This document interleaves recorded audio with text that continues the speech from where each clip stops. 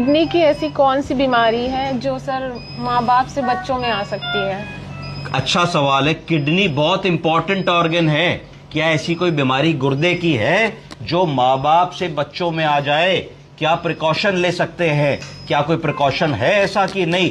तो ऐसी कठिन बीमारी है जिसका नाम है पीकेडी। बोलिए, पॉलीसिस्टिक किडनी डिजीज। क्या है? Polycystic kidney disease. कठिन बीमारी है। इस बीमारी में क्या होता है? इसमें फ्लूइड फिल्ड सिस्ट किडनी में बन जाते हैं। सिस्ट मतलब फोड़े फुंसी जैसी गांठें किडनी के अंदर बनने लगती हैं जिसमें फ्लूइड भरा होता है, लीडिंग टू किडनी डैमेज, जिससे किडनी डैमेज होने लगता है और फिर आगे जाकर के किडनी फेलियर भी हो सकता है। जो पॉलीसिस्टिक किडनी डिजीज है, इसके सिस्ट जो है ये किडनी के अंदर एक एक करके मल्टीप्लाई होकर बढ़ने लगते हैं, जिसके कारण किडनी का बहुत सारा हिस्सा सिस्ट से भर जाता है। सिस्ट से जब किडनी का हिस्सा भर जाता है तो जहां सिस्ट गई वहां किडनी खत्म हो गई, तो किडनी का फंक्शन डाउन होने लगता है। जब किडनी का फंक्शन डाउन होने लगता है तो किडनी की जो पेशाब बनाने की क्षमता है वो कम हो जाती है, जिसके कारण किडनी धीरे धीरे डाउन पड़ने लगती है और मरीज का यूरिया क्रिएटिन बढ़ने लगता है, चेहरे पे सूजन आने लगती है, हाथों पैरों में सूजन आने लगती है, पफिनेस लगने लगती है। ऐसे मरीज में क्या लक्षण होंगे जब ऐसा मरीज हमारे पास आएगा? तो पहला साइन एंड सिम्टम होगा, जनरली ऐसे मरीज आपको 25 से 40 साल की उम्र वाले लोग आपके पास आएंगे जिनको पॉलीसिस्टिक किडनी डिजीज होगी, जिनको इस बीमारी का नया नया पता लगा होगा। तो उन मरीजों में हाई ब्लड प्रेशर मिलेगा आपको। जनरली 25-30 साल के आदमी में हाई ब्लड प्रेशर नहीं मिलेगा, पर ऐसे मरीज में आपको एकदम से नापोगे तो 180/100 इस तरीके का बीपी मिलेगा। तो एकदम से आपका दिमाग जाना चाहिए कि कहीं ये पॉलीसिस्टिक किडनी डिजीज का तो मरीज नहीं है।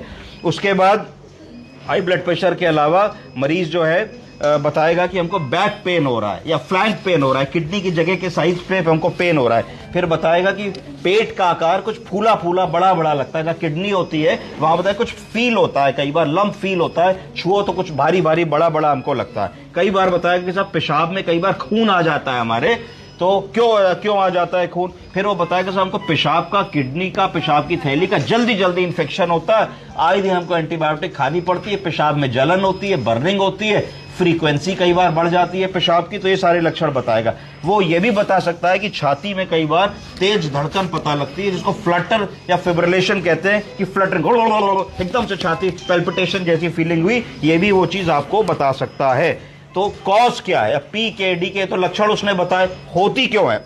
तो ये बहुत इंपॉर्टेंट बात है जो मैं बताने जा रहा हूं कि पॉलीसिस्टिक किडनी डिजीज फैमिली में रन करती है। ये कुछ खाने पीने से, गलत सही काम करने से, नशा करने से नहीं होती है, ये फैमिलीज में रन करती है और ये इनहेरिटेड डिसऑर्डर है। इनहेरिटेड का मतलब है कि हमें अपने परिवार वालों से जीन के थ्रू मिल जाता है। जैसे हम पारिवारिक संपत्ति को इनहेरिट करते हैं कि भाई आपके यहाँ खेत है तो खेत पिताजी से बच्चों को आएगा, बच्चों से उनके बच्चों को जाएगा, उसी तरीके से पॉलीसिस्टिक किडनी डिजीज एक इनहेरिटेड डिसऑर्डर है जो पेरेंट से बच्चों में चला जाता है। कैसे? जीन्स के माध्यम से। अब जीन्स क्या होता है? जीन्स क्या होता है बताइए? आपके बाल का रंग काला है तो इसका मतलब आपको जेनेटिकली कोड मिला और आपके बाल का रंग काला आ गया। किसी के बाल का रंग भूरा हो सकता है, किसी के बाल का रंग ब्राउन हो सकता है। आंखें अगर ब्राउन है आपकी तो इसका मतलब आपको आंख का रंग ब्राउन जीन्स के थ्रू अपने पेरेंट्स के द्वारा आया। तो ये जीन्स का खेल है हमारे शरीर में। जीन्स ऑल्सो डिटरमाइन करती हैं कि हमारे शरीर में हमको likelihood of developing polycystic kidney disease कैसी है, कितनी रहेगी। तो जेनेटिक डिजीज है जो होती है पेरेंट्स से। अब कैसे हो सकता है कि अगर मानिए कि एक हस्बैंड वाइफ की शादी हुई महिला पुरुष की, तो उसमें से एक आदमी को पीकेडी की बीमारी है, तो एक तो सिचुएशन ये आएगी कि मम्मी या पापा किसी एक को पीकेडी की बीमारी थी, शादी से पहले थोड़ी ना पता होता है, शादी से पहले अल्ट्रासाउंड थोड़ी ना करा के शादी करते हो। उसके बाद दूसरी सिचुएशन आई कि मम्मी पापा दोनों को पीकेडी की बीमारी थी, तो दो प्रकार के पीकेडी के पेयर्स बने। एक माँ बाप में से किसी एक को बीमारी थी और एक माँ बाप दोनों लोगों को पीकेडी की बीमारी थी। तो जेनेटिक डिजीज कैन हैपन जहां एक पेरेंट के पास एबनॉर्मल जीन है जो उन्होंने बच्चों को पास करी, तो अगर पापा को थी तो पापा से वो एबनॉर्मल पीकेडी की जीन बच्चे के अंदर आ गई। जब बच्चे के अंदर आई तो डोमिनेंट इनहेरिटेंस कहेंगे इसको। इसका मतलब है कि एक पेरेंट को पीकेडी की बीमारी थी तो वहां से जो डोमिनेंट जीन थी पीकेडी की वो उस बच्चे में उन्होंने पास कर दी। इस स्थिति में क्या होगा, अगर वन पेरेंट है तो हर ऑल्टरनेट बच्चे में पीकेडी होने की संभावना 50% रहेगी। यानी कि अगर उस परिवार के 4 बच्चे हुए तो 4 में से 2 बच्चों को 50% पॉसिबिलिटी होगी कि उनको पीकेडी की बीमारी हो भी सकती है और नहीं भी हो सकती है।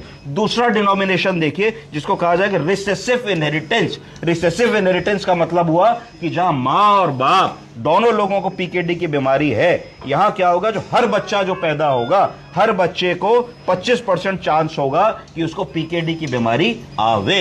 इस तरीके से यह बीमारी जीन्स के थ्रू ट्रांसफर हो रही है पेरेंट से अपने ऑफस्प्रिंग में, यानी कि अपने न्यूअर जनरेशन में। कॉम्प्लिकेशन क्या है, 40% महिलाएं जिनको पीकेडी की बीमारी होती है, जब इनको प्रेगनेंसी होती है तो इनको बहुत ज्यादा ब्लड प्रेशर बढ़ जाता है, जिसकी वजह से प्रेगनेंसी के दौरान प्री एक्लेम्सिया होने लगता है। प्री एक्लेम्सिया एक लाइफ थ्रेटनिंग डिसऑर्डर है जिसमें कई बार मां सीरियस हो जाती है, बच्चे की जान चली जाती है, और ये सब चीजें विदाउट वार्निंग शुरू होती है कि मां कहेगी अभी तो बच्चे की धड़कन महसूस हो रही थी, अभी तो बच्चे का पैर चल रहा था, एकदम से डॉक्टर के पास जाएगी, कहेगी कि भैया जो है बच्चे का मूवमेंट नहीं मिल रहा है। अब डॉक्टर बीपी नापेगा तो आएगा 200/100, एकदम से हड़बड़ाहट होगी, फिर फीटल साउंड सुनी जाएगी, पता लगेगा फीटल साउंड है ही है नहीं, फिर डॉपलर होगा, डॉपलर में और अल्ट्रासाउंड में लगेगा कि भाई नहीं रहा बच्चा। तो ये क्यों होता है, सडन बीपी राइज की वजह से ये कॉम्प्लिकेशन हो जाता है। तो इसमें भी पीकेडी के मरीजों में काफी हाई रिस्क होता है। अबाउट 50% पीपल, जो 50% लोग जिनको पॉलीसिस्टिक किडनी डिजीज की बीमारी रहेगी, उनको 40 या 50 साल की उम्र तक पहुंचते पहुंचते किडनी में कमी आनी शुरू हो जाएगी, और 60 साल की आयु तक आते आते अधिकतर उनमें से आधे लोगों को डायलिसिस की जरूरत पड़ेगी या फिर किडनी ट्रांसप्लांट के ऑपरेशन की जरूरत पड़ेगी। आसान से टेस्ट से पता लग सकता है कि पॉलीसिस्टिक किडनी डिजीज है कि नहीं है। सबसे आसान टेस्ट क्या है, सिर्फ एक साधारण सा अल्ट्रासाउंड अगर एक होशियार रेडियोलॉजिस्ट कर रहा है तो वो आपको बता सकता है कि किडनी में सिस्ट जैसा अगर स्ट्रक्चर नजर आ रहा है तो पॉलीसिस्टिक किडनी डिजीज है कि नहीं है। अगर बहुत अर्ली स्टेज है, सिस्ट बहुत छोटी है, उस स्थिति में हम सीटी स्कैन या एमआरआई के माध्यम से भी पॉलीसिस्टिक किडनी डिजीज का पता लगा सकते हैं। अगर मान लो कि हमने सब करा लिया सीटी एमआरआई और कहीं कुछ नहीं निकल रहा है, पर हमारे किसी पेरेंट को पॉलीसिस्टिक किडनी डिजीज डायग्नोज्ड है, तो हम जीन्स के टेस्ट के द्वारा, जेनेटिक टेस्टिंग के द्वारा भी पता लगा सकते हैं कि उस 25 या 50% रिसेसिव जीन से जो हमारे अंदर पॉलीसिस्टिक किडनी डिजीज आनी थी वो आई है कि नहीं आई है। क्योंकि हो सकता है कि पड़ी हो और 5-10 साल बाद पता लगे, तो उसको भी पता लगाने का प्राविधान हमारे पास है। ट्रीटमेंट क्या है पॉलीसिस्टिक किडनी डिजीज का, तो एक दुर्भाग्य की बात है कि रिसर्च बहुत चल रही है देश विदेश, अमेरिका, इंग्लैंड, यूरोप, हिंदुस्तान में, परंतु अभी इसका कोई निश्चित इलाज हमारे पास नहीं आया है। सिर्फ अभी निश्चित इलाज है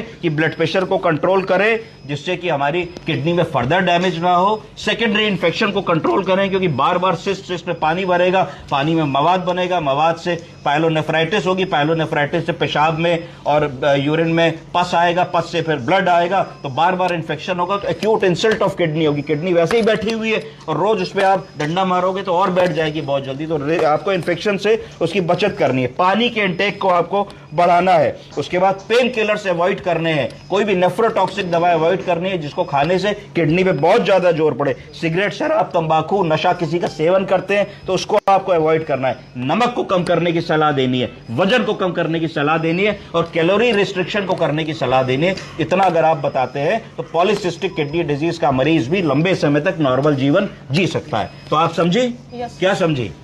कि अगर हम उसको प्रिकॉशंस लेंगे तो पॉलीसिस्टिक किडनी से बचा जा सकता है और लंबे समय तक नॉर्मल जीवन जिया जा सकता है। और कैसे पॉलीसिस्टिक किडनी डिजीज का मरीज अगर हम क्यों हमारी ओपीडीज में आता है तो वो भी हमें दिमाग लगाना चाहिए। यंग आदमी, 35 साल उम्र, high blood pressure, recurrent urine का इन्फेक्शन, फ्लैंक पेन, पेशाब में खून, तो इसका मतलब पॉलीसिस्टिक किडनी डिजीज की एक संभावना को रूल आउट कर लेने में कोई बुराई नहीं है। समझ गए?